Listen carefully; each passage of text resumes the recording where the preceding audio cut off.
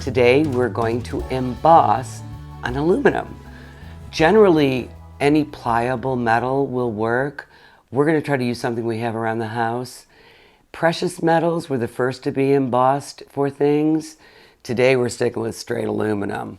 We're going to impart, which means put in, and we're going to design a piece that is both good to look at from one side and good to look at from the other, because you have positive impressions and the negative part that's pushed through.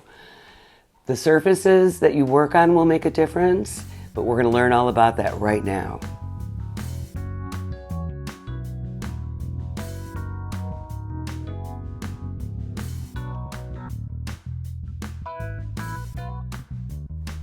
Everyone ready to emboss in aluminum? There's two different types of aluminum. There is a very heavy 36 gauge that I talked about. It's super thick. It's super sharp as well. I folded in the edges, and I will show you how to do that in a moment. It gives you this beautiful, heavy, embossed image. There's the reverse. This is where you impress and push it in, and this is where it's raised. It's beautiful. It takes a little more work with this, but it lasts longer. Not everyone has this, so I thought I would experiment, and here's my little guide, with heavy aluminum. I folded it once already. I'm going to fold it again.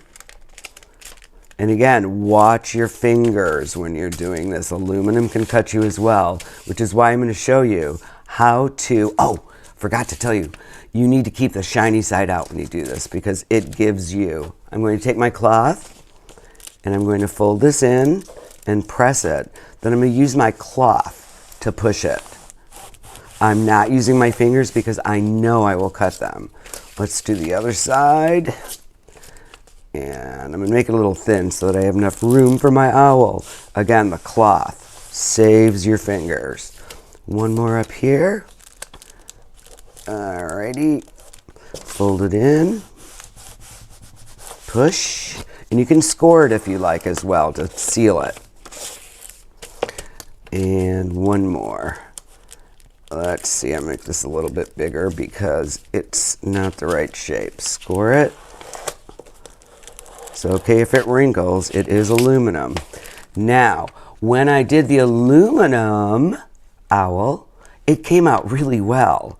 Again, 4 layers, that's what you need. And you get this beautiful embossed, impressed owl that you can use for anything. I did use my guide to begin with. And I'm going to make sure, if I want this side popped out, I have to impress on the back.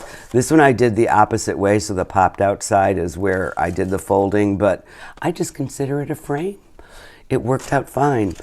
Here is one, and we're going to go for it right now. I think I'll do this one this way because it fits better. Get a little piece of tape. I'm going to tape down 2 sides so it doesn't slide around. And I am not going to do it on my hard surface. I am going to open this and fold it over so it's thick. Now you want to feel to make sure, see how this seam is not right? You will get that seam if you're not careful. I learned all these things by doing it and learning from it. Now, my pencils are not super sharp. You don't want them really, really sharp. This is a 2-part, 3-part process. I'm going to go over and just give myself some guidelines. I'm going to do this one a little different and make bigger eyes. You can change things afterwards. Bigger beak. That was the hardest part, is not making it look like a mustache. I'm going to give you a peek. What happens is it comes through the paper onto your aluminum. And then I'm just going to guideline. Definitely put in the claws. That way I know where to stop. And the guidelines are there. I'm going to remove this and show you. I have a starting point. It's probably super shiny, but you can see that it's impressed in. Now I can create any type of owl I like. let's do a little wacky one. Notice I'm going back and forth because we want it to pop out, and I did do it on the wrong side this time, which is fine.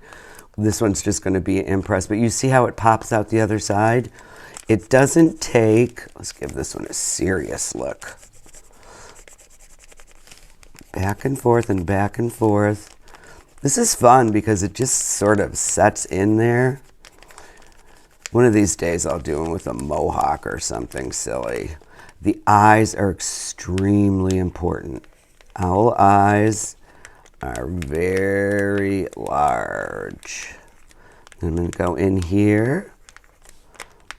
And the last time I pushed it in so it popped out, I think I'm not going to do that. Go over it twice if you're definitely want it to pop through. Let's take a peek again. Look, look, look, look. Already. Doesn't take a lot of time. Your prep work with preparing your subject and then actually doing your embossing. Let's get this nose in there. Oh, not a nose, Miss Linda. It is a beak. I'm going to try to round it so it doesn't look like a diamond. All right, now we just need some, let's give this one wings. I have not given any of them wings. It's like drawing on aluminum and creating a beautiful metallic piece. Remember when I was talking earlier before we started our project that, you know, think about a crown, think about jewelry, think about coins. They are all embossed. Nowadays, we have machines that can hand stamp. And tool and die shops do that for car parts. Long time ago, they had their hands, they had the materials that they had, and I'm going to take a peek to see if I need to do anything else. Oh, here it goes. Maybe a little more pressure over here. Back and forth, back and forth, back and forth. Go over it. Since it's feathered, you can get away with maybe not landing on the same spot. Let's make it a little rounder. I think its head feathers are a little lacking. And let's get this big eye. They have eyebrows. I call them eyebrows. They're these big feathers that actually go right into the middle that give them that look. And let's slant this eye a little bit. All right, all I need are some claws. Oh, this is so much fun. Just think you could make anything. You could do flower scenes. You could make these sun catchers outside. Always take your artwork and make it into something that is practical as well, because this metal embossing was for ornate things, but it was always also for practical things. Just taking and decorating. I think we're done. Look at that. It took not much time.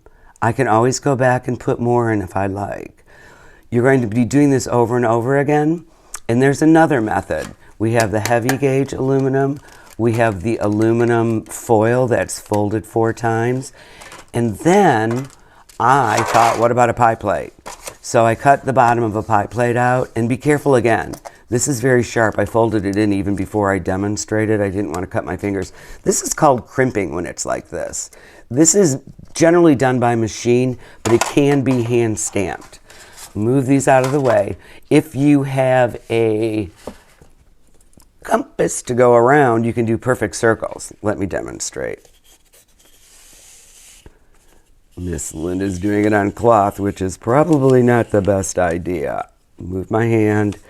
This way you get somewhat of a perfect circle. Don't do it on your cloth, otherwise it'll push in and it won't work. And actually that's the seam I warned you about. This one is circular. I took and cut the pie plate out. I made, oh, I don't know, how many designs, how many drawings did I try before I just said, Miss Linda, just go for it. So I did. I just started doing my designs, and then I noticed as I was going around this, the sides were popping up. It was popping up into a cone.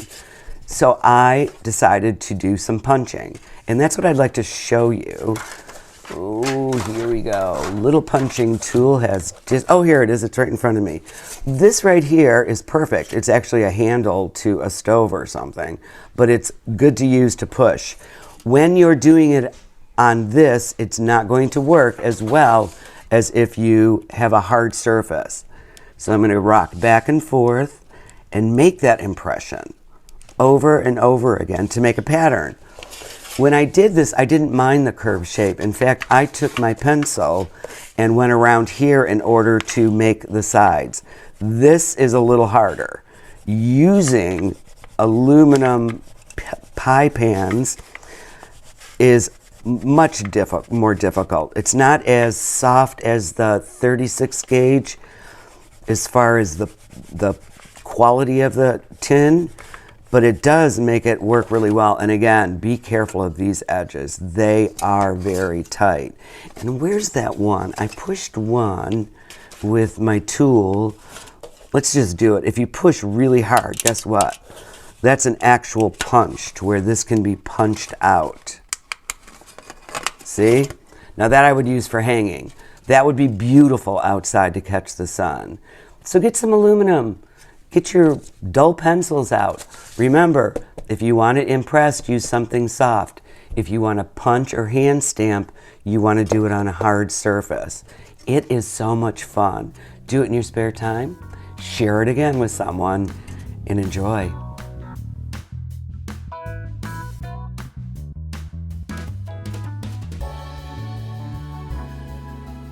See, aluminum foil, a dull pencil, and a really big imagination, taking the time to work on it, will produce things that you can use and gift for everyone and anything. Try it, share it, and I'll see you next class.